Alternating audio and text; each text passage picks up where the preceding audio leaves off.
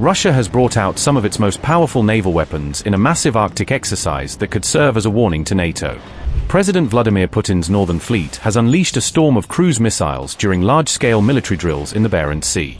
From Kalibr and Vulkan to Oniks missiles, Russia has showcased some of its most formidable long-range strike capabilities in the Arctic. A Russian nuclear-powered submarine has joined the large-scale Barents Sea exercise, adding another layer to Moscow's powerful show of force. Are Putin's forces rehearsing for a full-scale naval war as tensions with NATO continue to simmer across Europe's northern frontier? Moscow says the exercise sends a clear message that any hostile naval fleet entering the Arctic can be detected, targeted, and destroyed. Is NATO now racing to catch up as Russia continues strengthening its military presence and nuclear deterrence in the Arctic region? Russia's Northern Fleet conducted a major naval exercise in the Barents Sea on August 3, according to the Russian Ministry of Defense. The exercise simulated the destruction of a large hostile naval group operating in Arctic waters during a coordinated combat scenario. Russian air reconnaissance units detected the simulated enemy fleet at a distance of more than 300 kilometers before the engagement began. The target coordinates were relayed to the command post before Russian forces launched a coordinated multi-platform missile strike against the mock enemy. The frigate Admiral Golovko launched a Kalibr cruise missile as part of the large-scale naval exercise in the Barents Sea. The missile cruiser Marshal Ustinov also fired a Vulkan anti-ship cruise missile during the coordinated strike operation against simulated targets. Russia's Bastion coastal defense missile system launched a supersonic Oniks missile as part of the exercise to engage hostile naval targets.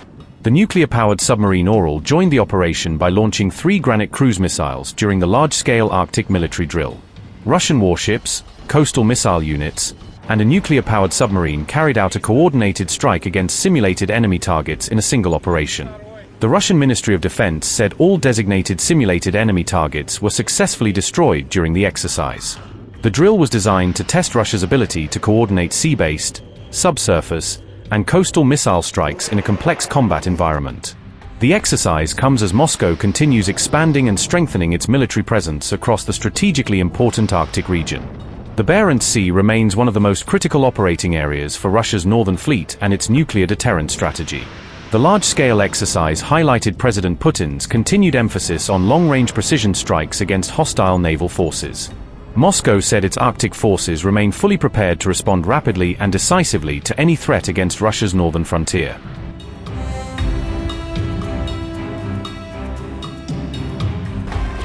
Amid rising tensions with Russia, NATO is considering a significant expansion of U.S. nuclear weapons deployed across Europe. The alliance is reportedly weighing the acquisition of additional U.S.-made B-61-12 nuclear bombs to counter Russia's growing arsenal. Reports suggest NATO could increase its European nuclear stockpile to as many as 200 to 250 U.S. nuclear bombs. NATO Secretary General Mark Rutte has reportedly not ruled out the possibility of deploying additional American nuclear weapons across Europe. Senior U.S. defense officials have also indicated they are prepared to support expanded nuclear sharing arrangements with NATO allies. Military experts argue that NATO requires a larger inventory of tactical nuclear weapons to narrow Russia's perceived battlefield advantage. One nuclear policy specialist has suggested Europe may need an additional 100 to 150 U.S. non-strategic nuclear warheads to strengthen deterrence. If the proposal moves forward, Putin could face the combined nuclear capabilities of 3 NATO member states alongside the United States. The discussions come as tensions continue to escalate between NATO and Russia over the alliance's sustained military support for Ukraine. Russia reportedly deployed 10 Su-30 SM-2 fighter jets for precision strike drills in Kaliningrad, according to Military Watch magazine. The report emerged just hours before Poland accused Russia of firing a missile that landed inside Polish territory. Poland said a Russian missile landed and exploded inside its territory during the early hours of July 30th, according to CNN. Authorities said the missile struck about 55 miles inside Poland, leaving behind a large impact crater.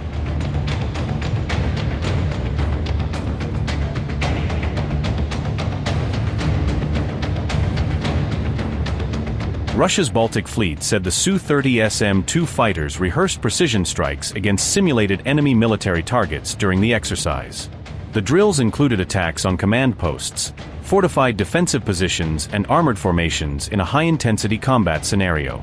Russian pilots first carried out aerial reconnaissance missions before launching coordinated strike operations against designated targets. The exercise also featured close air support missions designed to simulate combat during a large-scale conventional conflict. The fighter aircraft dropped practice bombs before conducting follow-on attacks using rockets and on-board cannon fire.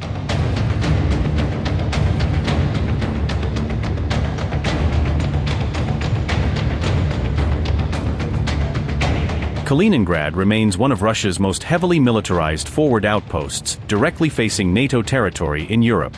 Kaliningrad is Russia's heavily fortified Baltic exclave, located between NATO members Poland and Lithuania.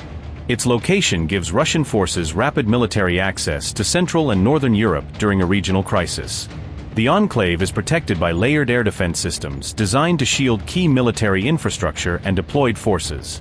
Kaliningrad also serves as a major hub supporting both Russian naval aviation and Baltic fleet operations. The exercise took place as NATO continued expanding its military presence and force posture around the Kaliningrad region.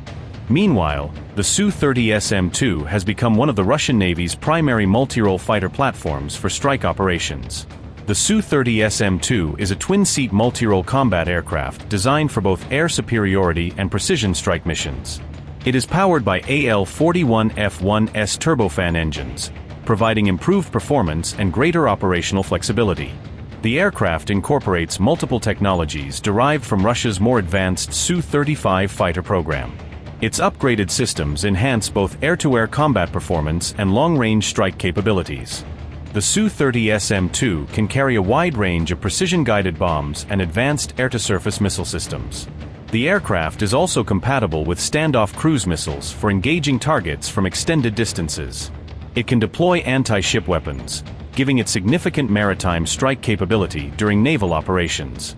Its combination of a large payload and long combat radius supports extended multi-role strike missions. Russia continues modernizing its tactical fighter fleet as European NATO members rapidly expand deployments of F-35 fighters. Moscow has also said it expects to field a third regiment of Su-57 fifth-generation stealth fighters within the next year. What do you ask? First of all, we're very thankful to senators and we're very thankful for this discussion. The discussion was with details how to help Ukraine, and we are thankful that this bill is very important. Sanctions pressure on Russia is very important, and really it gives. It's not only about money, how to stop to finance this war, but it's also a big signal to Europe, big signal to Ukraine, big support of our people. So I'm very thankful. I hope that God bless, we will have positive results. How was your visit overall? Have you achieved the goal? Will Ukraine receive more missiles? What was the conversation with Donald We speak about Patriot missiles. Really, it's true. Now we spoke with the senators about it. So that Ukraine really can produce everything, which can destroy everything from Iranian Shaheeds to Russian drones and etc. We have drone interceptors, modern systems of electronic warfare. Real problem is anti-ballistic systems and anti-ballistic missiles. And of course I shared what we need, our needs. I shared it with the president today. I'm very thankful to him for this meeting. And now I shared with senators. So we will try to manage it. This is a big challenge.